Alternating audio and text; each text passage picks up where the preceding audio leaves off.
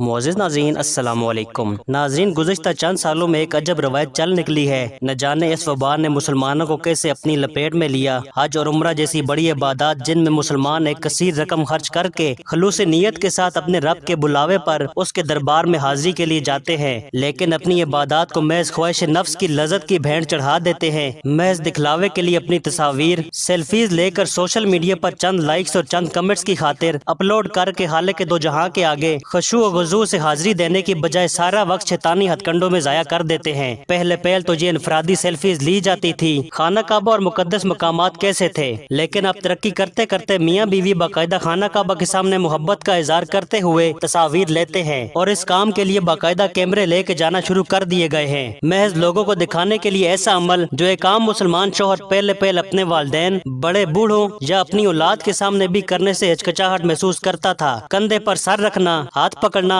آنکھوں میں آنکھیں ڈال کے دیکھنا، اب وہ سارے عمل دوران عمرہ یا حج معاذ اللہ خانہ کعبہ کے سامنے کیے جاتے ہیں، اور ان کو تصویری شکل میں محفوظ کر کے لوگوں کو بھی دکھایا جاتا ہے۔ کیسے ان لوگوں کا ضمیر یہ گوارا کرتا ہے؟ کون سے محرکات ہیں جو ان کو ایسے عمل کرنے پر مجبور کرتے ہیں؟ کس کو متاثر کرنے کے لیے وہ ایسی ریاکاری اور شرک کرنے پر مجبور ہوتے ہیں؟ وہ سب لمحات جو میاں بیوی کے لیے سراسر ذاتی ہوتے ہیں، جو کہ بند کمرے میں کرنے کا حکم ہے، وہ سب اس طرح کھلے عام مقامات مقدسہ میں کرنے کا مقصد کیا ان کی توہین نہیں ہے؟ یہ کیسی عبادت ہے جس میں ہماری ساری توجہ اپنی سیلفیز کی جانب ہے، اور بظاہر عبادت کا نام لے لیا حج اور عمرہ؟ کیا ہم یہ نہیں سوچتے کہ ہم ان چند خوش نصیب لوگوں میں سے ہیں جنہیں اللہ رب العزت نے اپنے آگے جھکنے کے لیے، اپنے گناہوں کی معافی مانگنے کے لیے بلایا، اور ہم ان قیمتی لمحات کو شیطانیت کے حوالے کر رہے ہیں؟ بے شک یہ ریاکاری ہے، اور ریاکاری شرک کی ہی ایک قسم ہے۔ اگر کوئی بندہ اپنے کسی عمل صالح میں اللہ کی رضا کے ساتھ ساتھ غیر اللہ کی خوشنودی کا خواہش مند بھی ہو تو اللہ تعالیٰ ایسے شرک سے مستغنا ہے۔ وہ صرف وہی عمل قبول کرتا ہے جو محض اس کی رضا جوئی کے لیے کیا جائے۔ ہم سب کو اپنے اپنے اعمال کو جانچنے کی ضرورت ہے، کیونکہ شرک ظلم عظیم ہے۔ ریا عام طور پر دل میں اس طرح پیدا ہوتی ہے کہ یہ انسان کو آہستہ آہستہ اللہ تعالیٰ کی بجائے لوگوں کی طرف متوجہ کر دیتی ہے، اور اس سے بچنا انتہائی مشکل ہے۔ افسوس اب اس بات کا ہے کہ یہ کام محض عام مسلمان نہیں کر رہے، بلکہ دیندار مسلمان جنہیں ریاکاری کا اور جنہیں کعبہ کے تقدس کا علم ہے، وہ لوگ بھی ایسا کر رہے ہیں۔ کعبہ کے تقدس کو پامال کرنے میں صرف یہ لوگ ہی شامل نہیں ہیں، بلکہ وہ دیندار بھائی اور خاص طور پر بہنیں بھی ہیں جو ایسی پکچرز کو ڈی پی یا کور بناتی ہیں، اور اسے حلال محبت کا ایک آئیکن بنا کر پیش کیا جاتا ہے۔ گناہ کا کام معاشرے میں کثرت سے ہونے لگ جائے تو اگلی نسلیں انہیں گناہ تصور کرنا چھوڑ دیتی ہیں۔ خدا را اس کام کو عام نہ کیا جائے، ورنہ آنے والی نسلوں کو جو غلط تربیت پہنچے گی اس کے آپ بھی ذمہ دار ہوں گے۔ ناظرین، خانہ کعبہ کے سامنے لوگوں کے ایسے عمل کے متعلق آپ کیا کہنا چاہیں گے؟ کمنٹ میں اپنی رائے ضرور دیجیے گا۔